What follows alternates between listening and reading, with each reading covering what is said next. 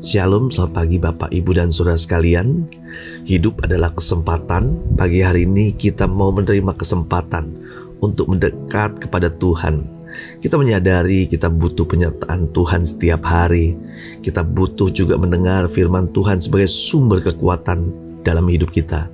Mari kita siapkan hati kita semua. Kita bersatu di dalam doa. Bapa, selamat pagi. Kau Allah yang baik dalam kehidupan kami. Pagi hari ini kami mau datang ke hadapan Tuhan, ingin mendengar suara-Mu. Berbicaralah Tuhan, kuatkan hati dan pikiran kami. Kami juga mau belajar menjadi pelaku-pelaku firman. Bicaralah Tuhan, kami siap mendengarnya, hanya di dalam nama Yesus. Haleluya. Amin. Tema renungan kita hari ini adalah tetaplah berdoa. Diambil dari 1 Tesalonika 5 ayat 17-22. Beginilah firman Tuhan. Tetaplah berdoa, mengucap syukurlah dalam segala hal, sebab itulah yang dikehendaki Allah di dalam Kristus Yesus bagi kamu. Janganlah padamkan roh, dan janganlah anggap rendah nubuat-nubuat. Ujilah segala sesuatu dan peganglah yang baik. Jauhkanlah dirimu dari segala jenis kejahatan. Saudara yang dikasihi Tuhan, minggu lalu mobil saya akinya soak dan tidak bisa di-starter. Akibatnya terpaksa harus ganti aki. Rasanya kesal, mobil tidak bisa di-starter dan akhirnya kita nggak bisa kemana-mana. Saya menyadari bahwa hal ini karena kesalahan saya tidak sering tiap pagi ngecek bagaimana aki, kondisi air aki, dan lain sebagainya. Jadi ini kesalahan yang fatal menurut saya. Makanya perlu dicek setiap pagi apakah aki dalam kondisi yang baik sebelum kita pergi kemana-mana. Karena itu penting. Karena tanpa aki, ya mobil tidak akan pernah bisa hidup dan kita nggak bisa kemana-mana. Saudara yang dikasihi Tuhan, sama dengan doa yang harus kita cek setiap harinya.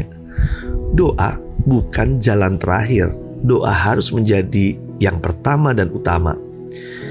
Jadi keliru jika kita baru ingat berdoa selagi kita butuh atau kepepet. Juga keliru kalau kita baru butuh doa setelah usaha-usaha yang kita lakukan tidak berhasil. Itu sama saja dengan memperlakukan Tuhan sebagai penjaga gudang.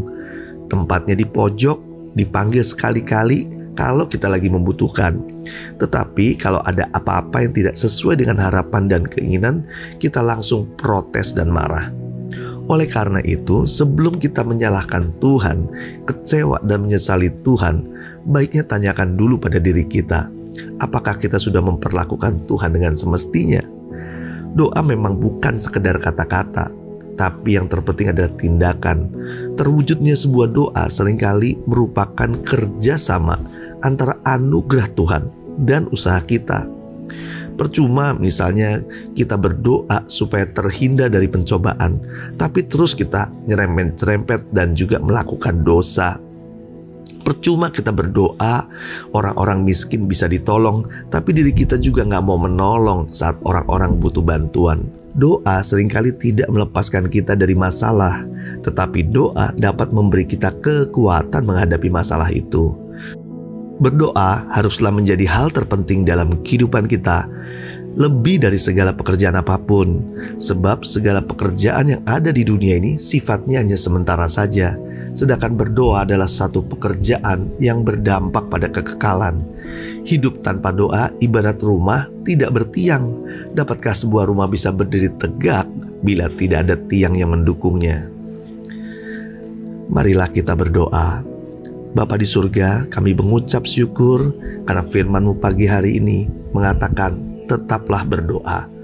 Kami menyadari Tuhan bahwa setiap kami tidak hanya berdoa karena kami membutuhkan, tetapi ajar kami punya komitmen, punya kebiasaan terus berdoa apapun keadaan situasinya, karena kami menyadari kami tetap butuh Tuhan dalam hidup kami. Dan tak lupa pagi hari ini kami datang juga memohon berkat Tuhan menyertai setiap langkah kami dari pagi, siang, sore hingga malam nanti. Hidup kami senantiasa diberkati dan menjadi saluran berkat buat banyak orang. Di dalam nama Yesus kami berdoa dan mengucap syukur. Haleluya. Amin. Selamat beraktivitas. Tuhan Yesus memberkati.